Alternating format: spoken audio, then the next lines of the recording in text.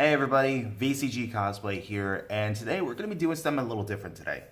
We're going to be talking about Toy Story 4, the movie. I've been wanting to take this direction for a while now, where instead of just talking about the toys and other stuff like that, I actually want to start taking my direction into doing movie reviews, since I love watching Disney films, and I love going to the movies to go see like Marvel superhero films and whatnot, and so... yeah, I wanted to talk about this movie because this is such a hot topic right now when it comes to like criticisms, because there's so many people right now who have either common or different opinions about the film. Definitely a lot of confrontation on it. Not like it's like a crazy bashing over the head kind of thing, but definitely a lot of people are just having mixed emotions about whether this was a good movie to add on or not. But I definitely want to give my opinion on this. If you guys want to know, I loved it. I thought it was a great movie. I thought Toy Story 4 was a lot of fun. It brought back a lot of the elements of the original Toy Story films that I really enjoyed. And without... And needless to say, like, I know a lot of people say that Toy Story 3 is where it should have ended, and, everyone could agree on that's where it should have ended, is that we didn't need another Toy Story film. We had the shorts that were coming out after Toy Story 3. We had Toy Story of Terror, we have Toy Story That Time Forgot, and... those were a lot of fun to watch because we got to see Bonnie play with the toys, and the toys kind of take on different aspects of life with Bonnie. I personally would have loved if they continued that. I think that would have been great. But this movie definitely pointed out a perspective of something that I wasn't expecting to witness, and that was Woody's arc in the Toy Story saga. Now, just so you guys know, this is a complete spoilers review. If you haven't seen the movie yet, I'm sorry. This movie needs to be talked about fully. So the way the movie goes is, at the beginning of the film, it shows Woody saying goodbye to Bo Peep, because they were trying to rescue one of the toys out of the rain, and Bo Peep that exact night gets given away to a new family. Woody was conflicted on going with her, but then when he realized Andy still needed him, he couldn't go. And she realized that too, so they both had to say their goodbyes. And then it opens up to, your classic Toy Story opening with the music by Randy Newman, and just showing this beautiful montage of Andy when he was a kid playing with Woody and Buzz and all the toys. And then it shows this transition of him passing them down to Bonnie, and then Bonnie playing with those toys. The one thing a lot of people had issues with in this film was the fact that Bonnie, she so wanted to have Woody as her toy. And then in this one, it's like, 9 years later, she's kind of brushing him off. She's putting him in the closet. He's no longer her favorite toy. Or in this case, Woody's no longer anyone's favorite toy. But so I'm not trying to go in detail for detail. I'm just trying to keep it brief. So basically, what ends up happening is Bonnie goes to kindergarten orientation for the first time.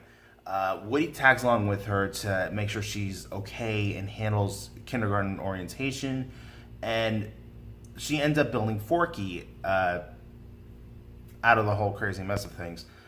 So she ends up building Forky, and because she did so good on her orientation, the family starts to go on an RV trip and she brings as many of the toys as she can on this RV trip, as well as Forky. So when Forky is brought to life, Woody's kind of like this babysitter and trying to teach him what it means to be a toy and how lucky he is to be Bonnie's favorite. He's basically trying to pass this important torch on to this little utensil, because that's all Woody has left to do. But as they're going on this RV trip, Woody and Forky get lost. They end up in the next town where the RV is, and in the next town, Bo Peep's lamps in an antique shop. So Woody goes to investigate to see if he can find her and bring her home, but ends up coming across Gabby Gabby and Benson and his dummies. where there you find out Gabby Gabby is a defective toy, and the only way to get fixed is to have a proper working pull string system that Woody has. So she's trying to get Woody's pull string boxed, and then Woody is just trying to escape the antique shop. This whole capture heist, crazy hoo-ha. Woody ends up coming, and then of course Woody comes across Bo Peep. Buzz leaves the RV, comes across Ducky and Bunny, and then they all team up together to go get Forky and blah blah blah. Again, there's just a lot to go with. So I'm not trying to explain the whole movie in this one video. It's more or less just trying to cover everything here because I got all the notes that I wanted to focus on. But yeah, so the characters, Forky was actually Forky. I wasn't expecting to have a lot of heart. I thought he was gonna be like one of those obnoxious side characters that was gonna constantly have the same stupid gimmick. But he ended up really growing on a lot of people, and a lot of kids love this character now. I've seen him sell out like crazy in the Disney stores. But he's like a very popular character now because he's just a simple little design, I guess. But yeah, he won me over because of his characterisms, his mannerisms, and just a very fun little character. A lot of heart with that one. I really enjoy him.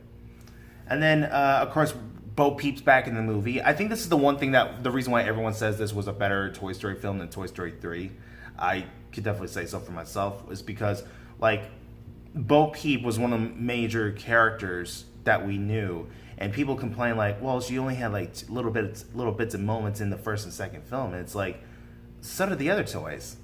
You know, Toy Story 1 focused on Woody and Buzz, and the other toys were just characters in the back. The only reason why the other characters got more focus on the second one is because they went to go get Woody from the antique collector. Or the toy collector, Al. And then, of course, Bo was given that same treatment in the second film, which is fine, because she can't go anywhere. She's a porcelain doll.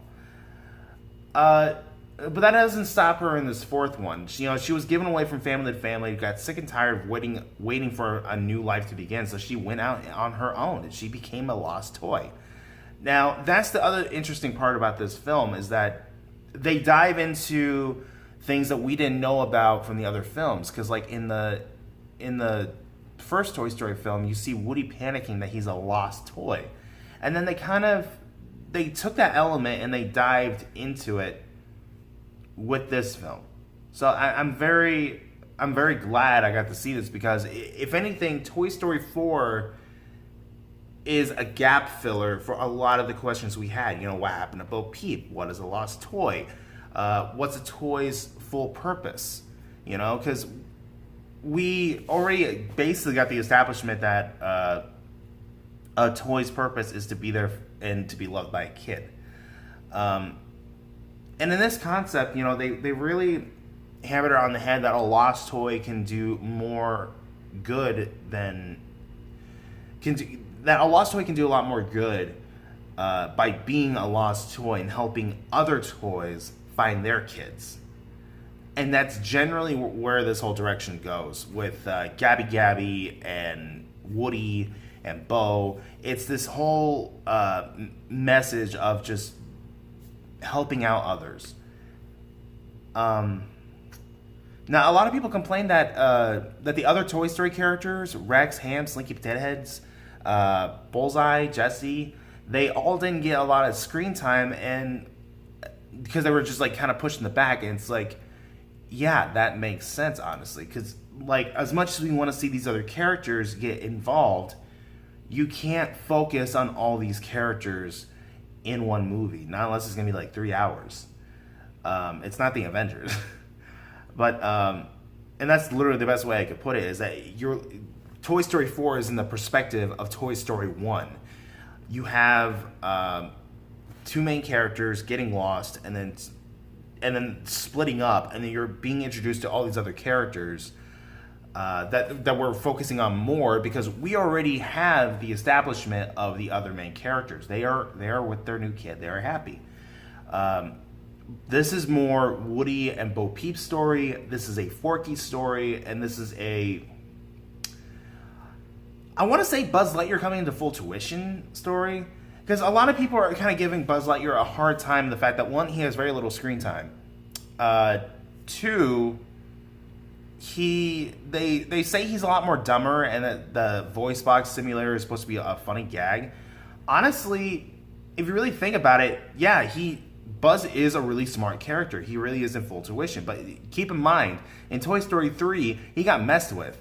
They flipped the switch on his back, and he ended up not remembering who he was or what anything was. So, like, that's my real defense there, is that Buzz Lightyear has been messed with from Sunnyside, so he doesn't really have a lot of memory. Like, he remembers everybody, but he probably doesn't remember a lot.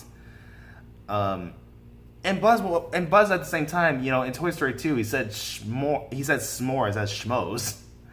And then in the Hawaiian special, he says Hawaii as Hawaii. So he's a smart character, but he just doesn't know how to use his words, or he just doesn't understand anything yet. So when he's finally understanding what a conscience is, because that's the whole thing, is Woody tells him that if he didn't listen to his conscience, it would drive him crazy. So Buzz didn't really understand what a conscience is. I buy that. I buy the idea that Buzz Lightyear doesn't know what his conscience is. Like, he has a conscience, but he didn't know what it was. And again, I just want you guys to know, this is not me defending the movie. This is just me trying to explain how I'm seeing it. Because even then, like, when Buzz was using his voice box actually acted like a conscience. It was giving him ideas of what he could do. And I don't know, I just thought it was strange. Like, if they didn't introduce that option in the movie, I think he would have done fine on his own. But the fact that he was trying to listen to his inner voice, he just was kind of on this weird narrow path of trying to figure it out. And even then, like I said, it worked as an actual conscience, because when he was left by himself, when Woody left him, he's like, what now, inner voice? And then he's just pushing the button constantly. He keeps telling him, go back to the RV, go back to the RV. And so he does. And then finally, at the end of the movie, instead of using his voice box, he actually listens to himself and tells Woody, you know, Bonnie will be okay. And gives Woody his blessing to go with Bo. And that's another thing too, is a lot of people were mad about Woody's decision of going with Bo. And I'm like, why? I mean, they're toys, sure, but they're also, in this perspective, individuals. And if you really look at it, Woody has nothing else left to give. He gave of himself to two kids. He helped Gabby get a kid by giving up his voice box. He helped another toy find an owner. And then he helped Forky find his meaning and purpose in life as a toy, so he could be with Bonnie. And to me, that is such a heroic ideal for Woody, for the fact that if he has nothing left to give, he's going to give of himself to help other toys so that they can have that purpose to help those other kids.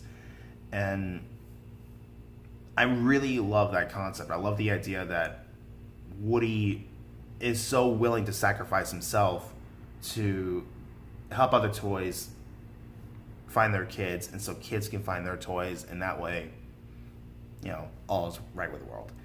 And then, because, like, yeah, the whole thing with Toy Story 3 is that, you know, they all stay together, they're a family, and I 100% agree with that.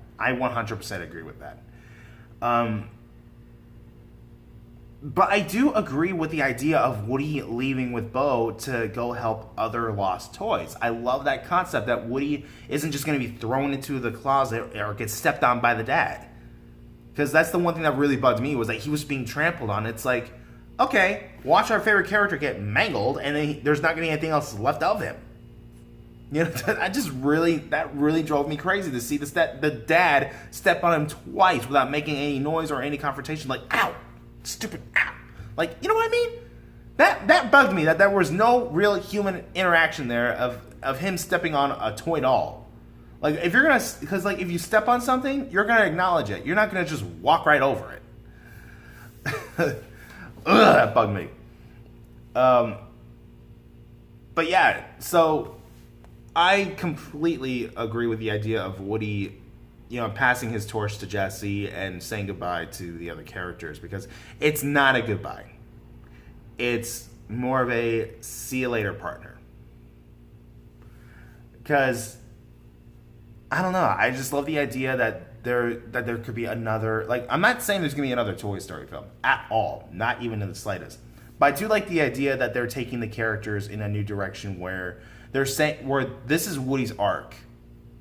Where Woody was from Toy Story 1 to Toy Story 4, he went into a full, complete arc from being worried about being a lost toy and not making it back to his kid, to realizing his value as his kid's favorite toy, to the value of sticking together and never abandoning your friends, to finding a new purpose after the fact that you're no longer a child's favorite toy, but to find another purpose in life, helping other toys find their home and being a lost toy. And it's not like he's doing this by himself. He's with Bo. So I love the idea that those two are together again. But yeah, overall, people keep comparison. Hang on, I'm sorry. I'm trying to make sure I read my notes. Yeah, so one of the other issues too that people are kind of giving this movie, that people don't really understand, Toy Story films have been given a really unusual karma. Because when Toy Story 2 was originally being made, it was being made under the hands of another director. And he kept having to ask John Lasseter and Andrew Stanton for ideas, advice on what to do for this film. And it ended up becoming to where he couldn't really make decisions on his own, so John Lasseter took over the production. And Toy Story 2, we almost lost Toy Story 2 due to a file erase. So if you guys know that story from the Pixar shorts that the directors and animators have all talked about, it's a legit scary situation when your movie is almost erased completely, you're on a deadline, and you have to turn everything around. And so Toy Story 2, it definitely is one of my top favorite films because of, not only of that, because of what they brought to it. The storyline, the fact that they were able to escalate from the first one was amazing. But Toy Story 3, honestly, if you were to compare apples and oranges, I love Toy Story 4 more because it's more fun, it's colorful. I know that sounds weird to say, but Pixar has this unique element where they take colors and lighting and they make you feel the atmosphere and the environment around them, and it's called movie magic lighting. In Toy Story 3, there was not a lot of that. The movie magic lighting in that was dead. It was dull, dead. Because when you're in the daycare, like, they're kind of using more natural lighting from the daycare, but I just did not like the lighting in it because it just felt unsettling. Especially like, okay, so like in the opening scene when Andy opens up the toy chest and you're seeing him age for the first time and the toys are all getting together having a meeting, his room has 2 windows. And every time in Toy Story 2, that room was lit up like a Christmas tree. There was enough sunlight to get through. So I don't understand why you would make us feel such an unusual unsteadiness throughout that entire scene of that with that lighting. That just, I really didn't like that. I didn't like the idea that I had to sit there and just feel like, boy, I'm depressed. Like, you know what I mean? Add some lighting. Ugh. It just bugged me that 90% of the film was really that dark gray muck color, like 50 Shades of Grey. Ugh.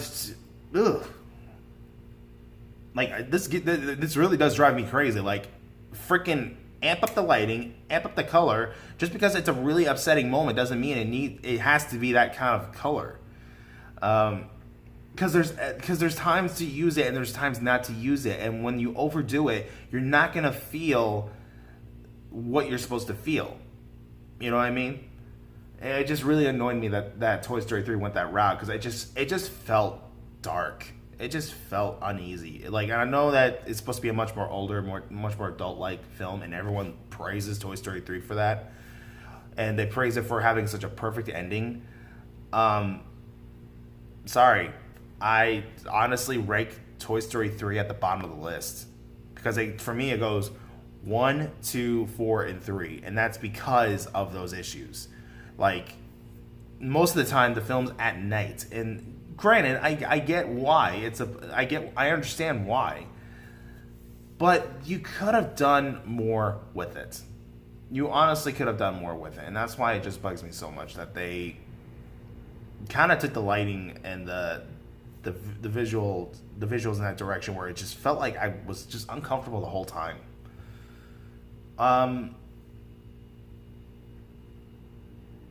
Sorry, I'm reading my notes. But yeah, so other than that, like the movie on its own was just an amazing movie for me to experience. It was fun for me to see like new characters, new ideas, and just overall, I just had a fun time. And that's really all you can say about this movie is that it was a fun time. And it had a lot of issues too. There was a lot of rewrites, a lot of rescripting. The original script was trashed 90%. 90% of the original script for Toy Story 4 was shredded and was rewritten using whatever dialogue they could use. So, anyways, guys, that's my overall view of Toy Story 4. I just thought the new characters were great. I thought the film was great. I just had a fun time with this. That's literally my best review I could give on this, is that it was just a full-on plot hole filling. That's the best way I could describe this movie, is that it was just a great filling to see the characters again in this wonderful new animation, to get some answers we didn't get from the third film, and to just have a lot of fun with these other characters as well. Ducky and Bunny were great. Funny as hell. Duke Kaboom was one of my favorite characters. Gabby Gabby, you had a really heartfelt, emotional drive for it, because she actually had an incredible arc into her film from being, thank God, not a straightforward villain. She was not a straightforward villain. Thank God they decided to scrap that. Instead, they did it to where her intentions weren't that good, but then you understand where she comes from to get into the full arc of where she's trying to be. And to understand from her perspective that, you know, she was never played with. She never had a chance to be loved by a kid. And again, that's why I love the idea of Woody being so heroic in sacrificing a piece of himself to give to Gabby so that she can be given the opportunity to be loved by a kid and to be there for a kid. And then, you know, just array of wonderful characters. Giggle McDimples, you know, fun little character. If you guys seriously haven't seen it, I would say go see it, because it was just a fun movie overall. The animation is wonderfully top notch. Like, holy shit, photorealism, people, photorealism. I'm telling you, it's gonna be the next evolution of animation. Is that photorealism, because they're doing it with Lion King. They did it here. I'm assuming they did it here in Toy Story 4. Because a lot of the plants and the trees and everything was so surreal. I just had a hard time believing it was animation. So guys, I hope you enjoyed my little rant and my little discussion on Toy Story 4. Let me know what you guys think in the comments down below. I would love to hear your opinions, and I hope to see you guys in another video.